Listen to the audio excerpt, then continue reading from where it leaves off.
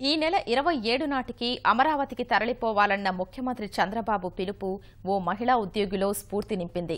ఆమె రాజధాని అమరావతికి సైకిల్పై బయలుదేరారు. వాణిజ్య పన్నుల శాఖ కార్యాలయంలో ఏసీటీఓగా పనిచేస్తున్న పద్మ ఈ ఉదయం హైదరాబాద్ నుంచి విజయవాడకు సైకిల్పై పయనమయ్యారు. పద్మ సైకిల్ యాత్రను ఏపీ ఎన్జీఓ అధ్యక్షుడు అశోక్ బాబు జెండా ఊపి ప్రారంభించారు. పద్మ 26 రాత్రికి విజయవాడ చేరుకుంటారు. రాజధానికి సైకిల్పై వెళ్లి ఉద్యోగుల్లో స్ఫూర్తి నింపాలన్నదే తన ఉద్దేశ్యమని పద్మ తెలిపారు.